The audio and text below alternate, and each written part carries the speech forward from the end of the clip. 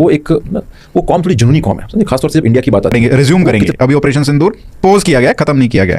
कोई कितना भी वेस्ट एशिया वगैरह कुछ भी कर ले वहां पर, मैं आपको बता रहा हूं उनका जो रियल टारगेट जिससे पैथोलॉजिकल हेट्रेड जो कहते हैं ना, क्या सर से डीप रूटेड इनग्रेन्ड हेट्रेड, वो है इंडिया। अभी भी यही बोला जा रहा है कि अभी कोई भी बड़ा काम नहीं करने वाला है पाकिस्तान, क्योंकि उसको पता है कि हम इंडस वाटर ट्रीटी के तहत उनका पानी बंद कर देंगे। इंडस वाटर हो गया, जो बलूच में जो प्रॉब्लम्स चल रही है, ये छोटी मोटी टेक्टिकल हर्डल्स हैं उनके लिए, ठीक है ना। बट पानी बंद हो जंग की कर रहा हूं, पानी बंद होगा परेशानी आएगी, लेकिन अगर जंग ही हो गई ना उनके पास, अगर पानी बंद हो गया तो वो फिर जंग ही करेंगे। वो तो जंग, ठीक है, वो तो बन ही गया उनका, तो उन्होंने बोल ही दिया है कि वो तो हमारा जंग का कारण होगा, तो फिर फाइनल वॉर करेंगे आपसे। और अगर वॉर करेंगे। Welcome to breaking news with DA. भारतीय तज्जियाकार का बयान।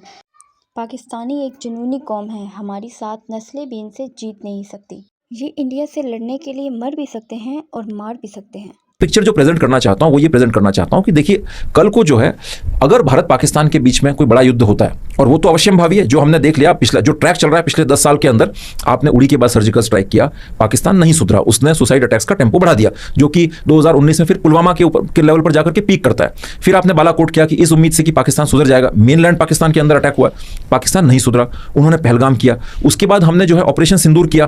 तो जो अगर आप पास पैटर्न को देखें तो कोई उनकी सुधरने की उम्मीद तो है नहीं है। बट अभी कई लोग बोल रहे हैं सर, ऑपरेशन सिंदूर के बाद से कि हमने जब से इंडस वाटर ट्रीटी का थ्रेट दिया और हमने उस पर काम करना शुरू किया है, तो पाकिस्तान डर गया है एक तरीके से, हालांकि वो दिखा नहीं रहा है, लेकिन अब वो अटैक नहीं कर रहा है। पिछले 1 साल में उसने ऐसा कोई अटैक नहीं करने की कोशिश की है। तो ये एक एक्सक्यूज की तरीके से बताया जा रहा है कि भाई अब वो उसका जो बिहेवियर है उसमें चेंज आया है। But we know for a fact कि जो लाल किले पे जो ब्लास्ट हुआ और जो पूरी कॉन्स्पिरेसी थी, उसके पीछे पाकिस्तान का हाथ था। हमने कुछ नहीं किया, हमने तो मेंशन भी नहीं किया, कोई अब सवाल भी नहीं पूछता है।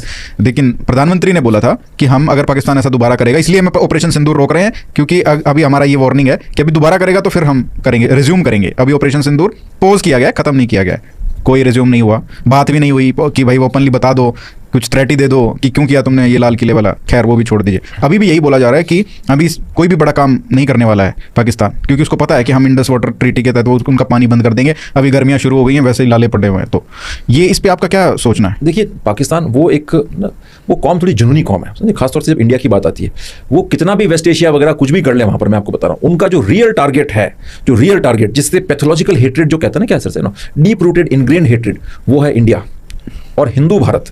और ये अब ये चीज़ उनके लिए पूरी तरह से जस्टिफाइड हो जाती है, बिकॉज हम भी एक अलग ट्रेजेक्टरी पर जा रहे हैं। यहाँ पर 2014 के बाद से we have Hindu nationalist government, और यहाँ पर एक हिंदू रिवाइवलिज्म भी हो रहा है। तो अब वो उनके बिल्कुल उसमें कहते हैं ना पैरामीटर्स में, उस फ्रेमवर्क में बिल्कुल फिट बैठती है। तो वो आप अगर ये सोच रहे हैं कि पाकिस्तान सुधर जाएगा, तो ये तो बिल्कुल बहुत बड़ी गलतफहमी है। वो कभी नहीं सुधरेगा, बिकॉज उनका रियल मेन टारगेट यही है। हाँ, ये इंडस वाटर्स हो गया, जो बलूच में जो प्रॉब्लम्स चल रही है, ये छोटी मोटी टेक्टिकल हर्डल्स हैं उनके लिए, ठीक है ना। बट पानी बंद हो गया तो कैसे जिएंगे वो? पानी बंद हो गया, आप देखिए, वो तो मैं आपको एक चीज़ बताता हूँ, पानी बंद हो गया, ठीक है, लेकिन जब इंडिया पाकिस्तान के बीच में पावर डिस्पैरिटी तो बढ़ी रही है इन टर्म्स ऑफ इकोनॉमी, ठीक है। इकोनॉमिक हमारी कंट्री जो ऑलमोस्ट हर साल एक पाकिस्तान ग्रो करता है, उसके हिसाब से ग्रो कर रहा है सर से, इकोनॉमिकली हम लोग फार सुपीरियर हैं उनसे, ठीक है। लेकिन आपने देखा दुनिया के अंदर ईरान, जो कि पिछले 40 साल से सैंक्शंस फेस कर रहा था, economically dysfunctional and debilitated economy, क्या उसने 2 न्यूक्लियर पावर्स की नाक में दम करके रखा हुआ है। तो यहां पर भी मैं बात जंग की कर रहा हूं, ठीक है। पानी बंद हो गया तो उनको परेशानी आएगी, लेकिन अगर जंग ही हो गई ना उनके पास, अगर पानी बंद हो गया तो वो फिर जंग ही करेंगे। वो तो जंग, ठीक है, वो तो बन ही गया उनका, तो उन्होंने बोल ही दिया है कि वो तो हमारा जंग का कारण होगा। तो फिर फाइनल वॉर करेंगे आपसे। और अगर वॉर करेंगे तो उसमें क्या सिनेरियो बन सकता है? उसमें सिनेरियो ये बन सकता है कि इस फ्रंट पर वॉर, इस बार पूरे हर तरह से वॉर होगा, ठीक है। हमने ऑफ सिंदूर में भी देखा कि राजस्थान तक में भी ड्रोन्स आए, अंदर गिरे हैं। तो पूरा आपका वेस्टर्न फ्रंट ऑक्यूपाई होगा, और उसमें कश्मीर के अंदर, खासतौर से पंजाब और मेनली कश्मीर के अंदर, तो पब्लिक सड़कों पर हो सकता है वो उनको मोबिलाइज करके जो है ना कुछ मैसिव सोशल अनरेस्ट करवाएं, जिससे कि ट्रूप मूवमेंट के अंदर बहुत बड़ा ऑब्स्ट्रक्शन क्रिएट हो, लॉजिस्टिक्स में, ट्रूप मूवमेंट के अंदर। लाइकवाइज पंजाब के अंदर भी इस तरह की कोई चीज करवा सकते हैं, जिसमें टेरर अटैक्स हो सकते हैं, कोऑर्डिनेटेड टेरर अटैक्स, कोऑर्डिनेटेड वे के अंदर ट्रूप मूवमेंट, आपका सोशल अनरेस्ट। अब सोशल अनरेस्ट और साथ में स्पोरेडिक टेरर अटैक्स एक साथ अलग अलग जगह के ऊपर, वो चीजें अगर क्रिएट होती हैं तो फोर्सेस के मूवमेंट में दिक्कत आती है, आप इंटरनली जो है ऑक्यूपाइड हो जाएंगे। लाइकवाइज आपका जो ईस्टर्न फ्रंट है बांग्लादेश वाला, वहां पर अगर चीजें डिस्टर्ब हो गई, मैसिव सोशल रेजिस्टेंस खड़ा हो गया। अभी बंगाल में बीजेपी की सरकार बनी है, जिसने की जो जिहादिस्ट कंफर्ट जोन्स वहां पर पिछले 50 साल से चल रहे थे, उनको एक सीवियर डेंट करने की वहां पर उम्मीद नजर आ रही है। जिस तरह से शुभेंदु अधिकारी काम कर रहे हैं, उससे लग रहा है कि जो पिछले 50 साल से उनके जो चैनल्स बने हुए थे ना, जिसमें भी ह्यूमन ट्रैफिकिंग भी होती थी, लड़कियों की स्मगलिंग होती थी, cattle smuggling, fake currency, arms, ammunition, drugs और टेररिस्ट को इन्फिल्ट्रेट करवाया जाता था, वो सारे नेटवर्क्स अगर बस्ट होंगे तो वहां पर भी इनमें एक रेजिस्टेंस खड़ा होगा।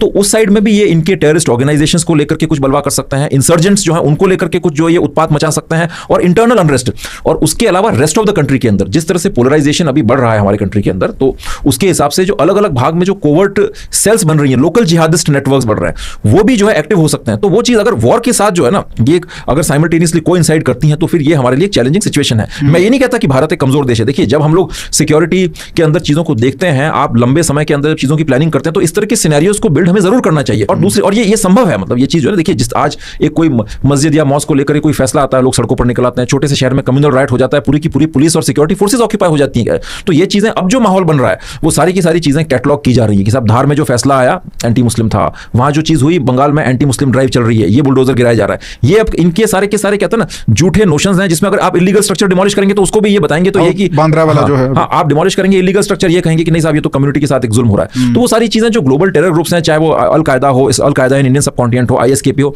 इनकी जब लिटरेचर निकलता है ना, इनके जो लोकल इंटरनल व्हाट्सएप ग्रुप्स होते हैं जिहादिस्ट इकोसिस्टम के, वहां पर ये चीजें ऐसे प्रेजेंट की जाती है कि जैसे अब आपकी कम्युनिटी के साथ जुल्म हो रहा है और आपके पास आगे कोई रास्ता नहीं है अलावा एक अंतिम लड़ाई करने के। तो ये चीज हो सकती है।